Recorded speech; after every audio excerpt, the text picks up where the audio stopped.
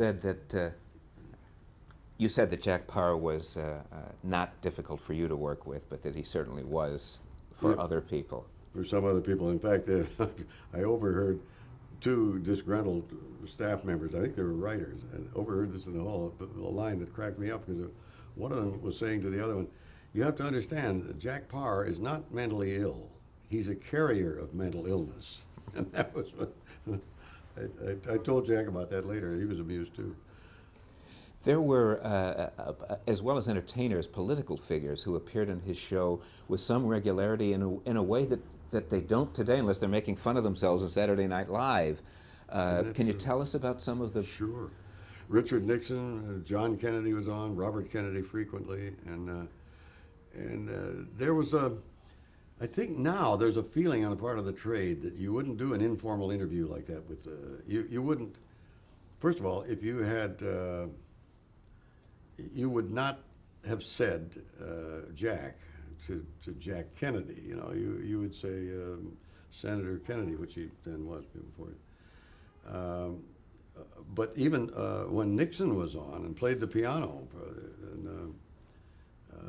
that was all very informal, and Jack was apolitical about it. He wasn't trying to grind any axe with party politics, but he asked political questions, and they came on much more casually then. They don't do that now. Why do you think those politicians chose his show to go on? Was it... Quite a platform, really, because at that time it was the viewing habit of the nation, and to go on it would be a platform for them. And the way Parr ran it, it was a decent platform too. They had a chance to say what they wanted to say, and Parr felt, and I feel that that's okay.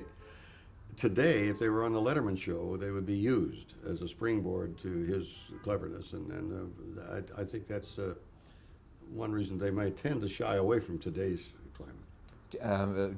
Jack has said in an interview that he has a letter from Joseph Kennedy, Jack Kennedy's father, attributing the election of Jack Kennedy to Jack Parr Isn't more that than funny? anything else. Was that something I you suppose knew that about could or be. no? I don't know. You know, that certainly was a factor.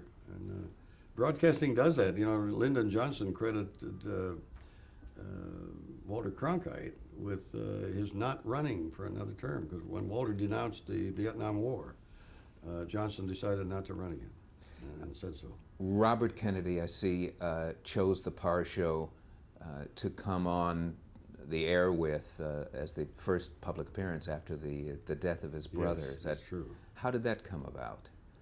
You were there that I evening, don't surely. know. Again, a platform was desirable. It was appropriate for, and he would seek that more than he would seek the amount of soundbite time he might have gotten in a nightly news report. You know, so it just seemed like a very good opportunity, and I'm sure he was obviously he would be welcome, and I'm sure that's how it came about.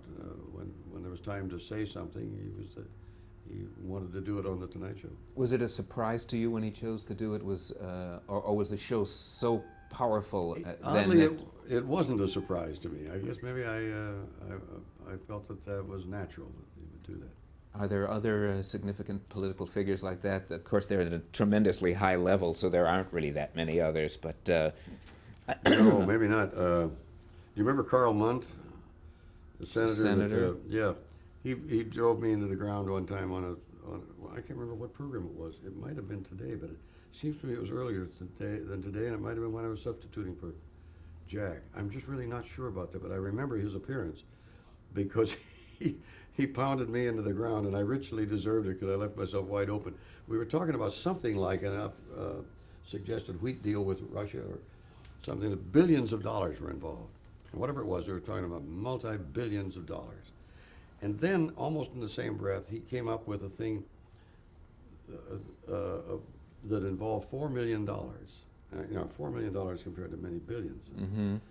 And I said to him, well, $4 million isn't that much money, you know. And he wheeled on me and he said, oh, maybe not to a rich radio announcer, but to a man who is the steward of the public funds. And he goes into this political thing, and I thought, man, I deserved that. To a rich radio announcer. He did a double insult there in one stroke. I thought it was admirable political swinging. Robert Kennedy, I understand, in one of his appearances on the show, talked about Jimmy Hoffa and organized crime in a way that, it was surprising for the time, outspoken? It was surprising, yeah. It was a pretty bitter feud there between Hoffa and him. And I can't remember the exact reason now, but I know that Bob pursued his office as Attorney General with considerable vigor, as you know, and he wasn't being diplomatic about it. And at the time, he had reason to be sort of bitter about Hoffa, and he wasn't hesitant to voice it. Were there repercussions that you can think of? Or? No, I don't think so. Not for the show. There were probably what people in the business liked best. There was public attention and ratings boost. You talked a bit, a little earlier when I asked you about Bill Cosby, about racial considerations, and you mentioned Red Fox on the Today Show. What was the situation behind the camera at the time? That was very interesting because the very first black comedian that came on was Nipsey Russell. And because the bigotry was so rampant, even the leftover bigotry into the early 50s, that there was a feeling of surprise on the part of a lot of people there that here was a man, a black man, who was very intelligent. Nipsey Russell had an education, and he used words that you didn't hear in minstrels, you know, where black people in show business at that time almost always had to, for protective coloration, they had to be, to pretend to be slothful and not educated. And so Nipsey Russell kind of paved a way that later people like Godfrey Cambridge came on. Who was the other one that was really, really good? Well, obviously Bill Cosby was marvelous because, and Cosby did human humor that was devoid of racial things. So his reminiscences about his school stuff, where he talks about when he was a little kid, and they give kids in school a cheap paper with little pieces of wood pulp in it. He said he remembered getting a hold of a pencil like this and trying to make an A and coming down and hitting this log in his paper. Now, we all remember that kind of thing, you know. And Cosby was wonderful about that kind of thing. The feelings backstage and in the audience may have been some kind of a refreshing feeling of, hey, this is different, you know, but I think it was highly educational to people to understand what the racial differences weren't what people had thought they were. Did Jack seem to make any special effort to bring more diversity to the show, both behind the camera and He in probably front of it? did, yes, on all counts, not only racially but occupationally, because he didn't just hire showbiz people, you know. As I say, he'd have an astronomer on or a philosopher, literally a philosopher. Who was the guy that said you can't win but you don't have to lose right away? Paul, I can't think of his name now, with one of the big universities. Now, you know, today's night talk shows don't book that kind of people, but Parr did. Mm-hmm. He had all kinds. Was the blacklist a factor at this point? No, it had pretty much subsided by the late 50s. And now, at this point, we're talking like 1957, the McCarthy hearings were 55, I think. And there was still a little witch hunt atmosphere around. I don't think anybody would have wanted to say I had belonged to the Communist Party in 1935. It might have been the end of their career, even as late as 1960. But we weren't under any kind of blacklist pressure where, in fact, Jack had Phil Leeds on, who had been on that blacklist, and helped him to try to make a comeback because he was clear. Character comedian. Yeah, right. What did he do on the Parr Show? Did he do stand up or skits or? No, he did a stand up. He did a stand up. That's right. And but he was sort of a broken man. What happened to him on that blacklist situation was that was a scary time. I was with AFTRA at the time, or it was then AFRA, before American Federation of Television and Radio Artists. It was just radio artists. And I was on the board in Chicago, and the Chicago local. And I was walking across the street with a singer named Arwen Schweig. And it was at the height of the Red Scare thing, you know, Red Channels, that publication that published people's names. And Schweig said, well, you're probably listed in Red Channels. I said, oh, I doubt if I'm listed in that. He said, "Did you ever subscribe to the Daily Worker? You know, the communist newspaper?" I said, "No, I never subscribed to the Daily Worker." He said, "Did you ever subscribe to PM in New York? You remember that pinko paper in New York?" I said, "No, I didn't subscribe to that." He said, "Did you ever subscribe to Consumers Union?" And I said, "Yeah." He said, "Well, you're probably listed." I said, "For Consumers Union?" I said, "Why that?" He said, "Because that group feels that if you bypass the customary mode of American advertising to choose your products, that you're probably pinko." I said, "Wow, are they that far out?" I wasn't in red channels, but he scared me. I thought maybe I might be, because I did subscribe to Consumers Union. You talked about filling in for Jack frequently and hoping to go on to be the permanent host after he left. Yeah, I don't know that I really hoped. I thought when he left that maybe since they were going to choose a successor, that I thought they might add, even if I turned it down, I thought it'd be flattering if they asked me. And they didn't, because they asked me to do the Today Show before that. But even then, you had been doing Concentration. Yes, The game show that was enormously popular Yeah. for, I think, 11 years. Yeah, You did- 6 of its 10 years that I was on it, it was the top game show. And we were beaten, I think, by either Hollywood Squares, because it had celebrity entertainment as well as a game going, and they topped us. But You talked a little earlier about being asked to do game shows now and it being perceived in some way as a step down. Was it perceived that way at the time, that if you were doing the Par show, that it was something lesser to do maybe not doing the Concentration? Par show, and I was happy to do both. I was comfortable with that. If I had a prime time show of my own, like suppose Milton Berle, who was Mr. Television, suppose he wanted to do a game show and he had done it, that would have been perceived as a step down by the trade and maybe the public. But it wasn't for me. How did you happen to become involved with Concentration? I was looking for anything to do because the home show was going off the air, and Sid Caesar was moving to ABC, and I needed work, and I thought, why not do a daytime game show? And at the time I went, it was Barry and Enright who put that thing together. It wasn't Barry or Enright. There was a guy named Bob Noah who came up with the idea based on the old card game of Concentration. And he worked for the producers, He worked Jack for them. Barry and Dan Right. Enright. And at that time, it was conceived as an honest program with no attempt to rig it, even though that office was involved in the rigging of a prime time show, 21.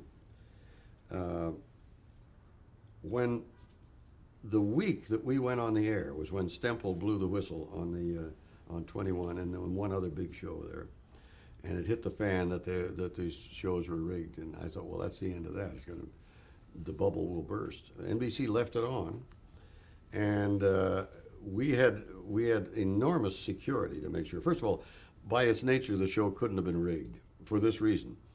You didn't win anything until you racked up prizes by virtue of matching puzzle parts or matching items. For example, if you came up with an automobile and one number, and your second number, you had 2 chances, was the automobile, that you didn't win it. That went on your board. And then at the end, when you had a bunch of prizes, if enough of the thing was revealed, and enough of the puzzle part was revealed that you're the one who first guessed what the puzzle was, you got all your prizes. Otherwise, you didn't get anything.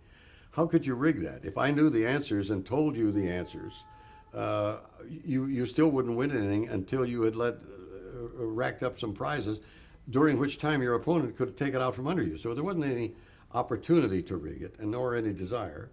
And we had hired somebody from Scotland Yard to be backstage, so that the stagehands who loaded the puzzles, knew what the puzzle was, knew what the prizes were, and where they were, so that there was no intercourse between that group backstage and the people who came on as contestants.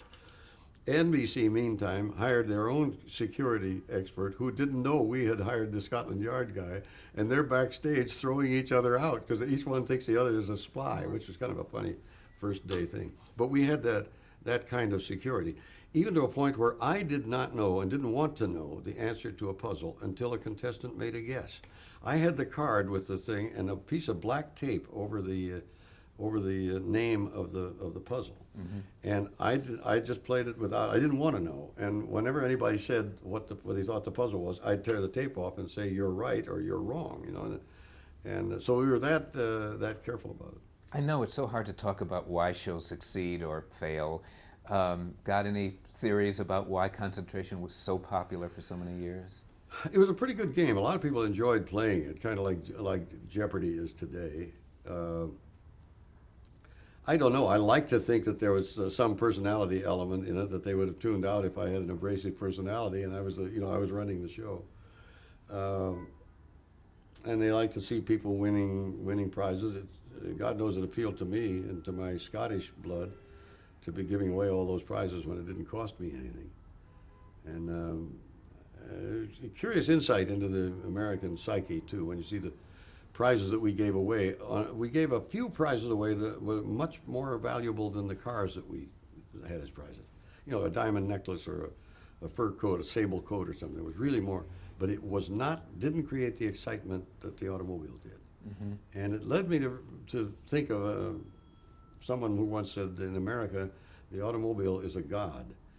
And to that god, we build concrete altars 200 feet wide and thousands of miles long, and annually sacrifice 50,000 human victims on those altars, which is a comment on our attitude toward cars. But I thought of that if anybody racked up a car and won it, that was the big excitement. That's what they wanted, more than the diamonds or the furs. Over the course of the years, did the value of the prizes increase much? Did the Yeah, game pretty change much in the decade. We had to give away classier prizes than we did at the beginning. We had to have a small compact car was a big deal, and we eventually were giving away Rolls Royces and boats and stuff like that. Now, at the same time that you were doing Concentration, you had started to do the Today Show because Jack Parr went off the air. Yeah. That's certainly another landmark show that you've been connected And a with. right angle turn too, a different type of show. Yeah, that was a different hour, a different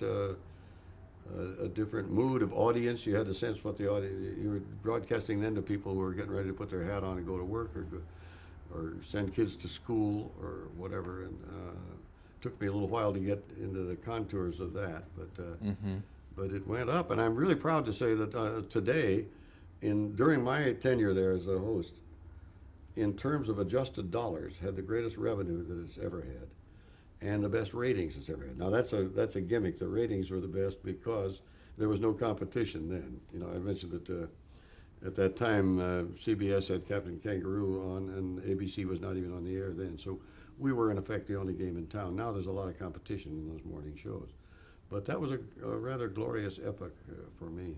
By this time, after the Parr Show and with Concentration, you must have been a sought-after commodity. Yeah, there was a lot more. I mean, I was sought after for speeches, and my speech fee rose to the occasion. I'm curious to know about other television shows you might have turned down. Yeah, there were some that I would not have wanted to do. First of all, it closed the door on all announcing jobs, you know, or second banana type jobs. Although I'd done a lot of that, and it worked out all right.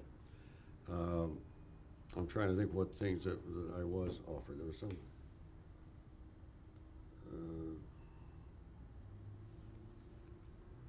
I was offered a job on a soap, and I did one thing on a soap in 1978. Played myself. In the plot line of this thing, it was One Life to Live, I think. In the plot line, a young woman, newspaper reporter, was going to get her first television program as anchor, an interview program. And her first interview was of me. So I suggested to them, and I did it. I said, instead of writing a script for that, give her questions and let her interview me, and into time and everything. So the only lines that I had at the beginning when I was being brought into the studio, and I said to the guy, I said, this is the young woman that's going to interview me, or something like that. But that was a set thing. The rest of it was just, I was interviewed, and it worked well. That door was closed because ABC News policy decided, and I agree with them really, that public trust is so fragile, and to confuse make-believe with reality is something we shouldn't do deliberately, because there's enough trouble with it, you know, with being accused of being in showbiz, the news department and everything. So that closed that door, and I haven't. I've had offers to play myself in movies and dramas, and that's against policy now. You talked about the Today Show, of course, being a right angle turn for your schedule at the very least. Um, what to you was particularly attractive about doing that show? Today? Yes, Yeah. why you chose to do it? What forum? What platform? What what about Yeah. it made you feel that it was going to be a fulfilling project? Well, I think there was a chance, and I know the world was not thirsty for my opinion, but you can't help exuding opinion, and you're just by projecting what personality you have, by being yourself. Uh, and on a live show like that, it was not like you were pre-taping something where company lawyers are going to be standing anxiously in the wings, asking you to redo something if you used a certain word or did a superlative where it should be other. And there's a lot of that today, because even on a magazine, when you consider lawsuits like Philip Morris's suit against ABC for $10 billion that they finally settled for $10 million, lawyers are understandably nervous about what you say and what you do on the air. But on Today, which was live, and whatever you wanted to say is what you said, and I kind of I relished that, and somehow miss it a bit too. By this time, you were perceived by the public in many roles. There was a great versatility you had. Was this the first opportunity you really had to express the range of your knowledge and Well, interests? yeah, maybe, or to participate in things that I'd always wanted to do. You're right. The audience saw. I learned. Well, I was a scuba diver before Today, but I learned aviation. I became a pilot as a project on Today. We got together and said, why don't we show what it takes to get a private pilot's license? So we were going to pick a young pilot and a young guy, a student, and go through with him. And somebody said, one of the writers said, what if you did it? Then the public would identify with you. And I said, that's a great idea, because it would take some of the macho nonsense out of it, and a viewer could understand that if I could do it, anybody could do it. So I took the pilot's lessons, and we filmed it, and that's how I became a pilot. And so that and many adventure things, I think they did see me attempting to do a lot of different types of things. When you became host of the show, did you ask that it change in certain ways from what it had been before? Or Well, one thing that I heard, I think it was going to anyway, but when in the last days of Garraway, they were pre-taping it, so Dave didn't have to get up that early. And the afternoon before, they did that for quite a while. And I said, if I ever do that show, we're not going to do that, because then it should be called Yesterday instead of Today. And what they did was they left holes, black slug, for in the time that Frank Blair would do the news live, but the rest of it was all done the afternoon before. So obviously I didn't want to do that. And if Frank had to be there in the morning, we all ought to be, and do it on a live basis and not do tape. Maybe this is a good time to talk about the differences between tape and live. Yes. Generally. There's an interesting thing about the difference between tape and live. Morally, there's a big difference. If you're the producer of a program and it's live, and a guest on there says something smutty or actionable or profane or really off base, you cannot be blamed with that unless you invite him back to do the same thing. But if you've taped a program and you know what's on that tape, you have a moral obligation that you don't have when it's live. And that's one of the fundamental differences between live and tape, I think. And you can understand how, even in a court of law, I would imagine that if we were on live and I said something that was offensive to a large company enough that they might want to sue, if it was live, they would be a little less inclined to bring an action than if it was a pre-taped thing and the producers and the company knew that was one that was on the tape and was going to roll. Mm-hmm. This is one of the fundamental moral problems, I think, with the Connie Chung incident, where she said to Newt Gingrich's mother, just between us.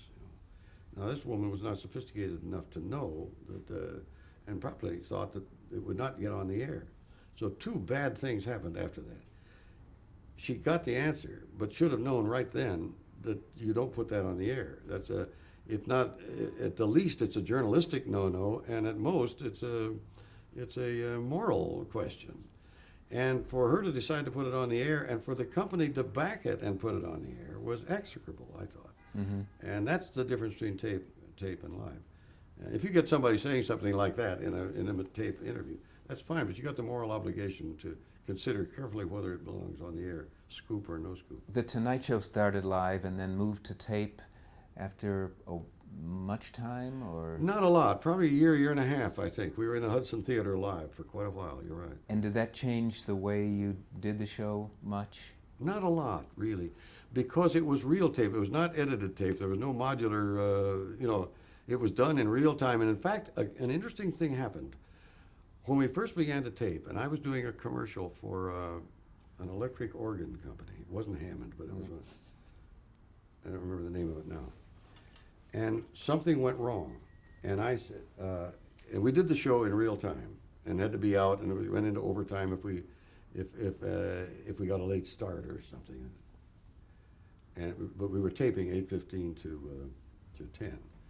So I did my commercial, and somebody had kicked the plug out of the wall. So the electric organ, when it hit a chord, did nothing. And of course, audience laughter. And I tried to cover it by making clear it wasn't the fault of the organ. I said, it has to be plugged in, and then I did. The commercial went a little longer. I thought it was all right. The agency people came rushing out after the show was off and said, we got to redo that, retape that commercial to insert it. And I thought, wait a minute, we don't dare start here. We're going to be here till 3 a.m. redoing, fine-tuning every commercial. So I said, well, if you really want to do it, get in touch with my agent and find out how much it will cost, because I'm contracted to do this show live in real time, and you live with what you get, And they decided right then to make a policy. They would not redo any commercials or any part of the show, or it would have been an all-night session, or up to airtime, trying to get things right. So that's another of the fundamental differences between tape and live. Did the advertising agencies, how did their power compare in the 50s and 60s to what it is now? It was their power dwindled when participating sponsorship came in. In the old days, when American Tobacco alone did the hit parade, they were tyrants. They really tyrannized the thing. When you began to get a lot of different sponsors, like on the Tonight Show, if one of them was offended and wanted to leave, you'd say goodbye. That made room for the next one to come in. So there was not the tyranny of sponsorship that had existed. Mm-hmm. Shall we cut now? Sure.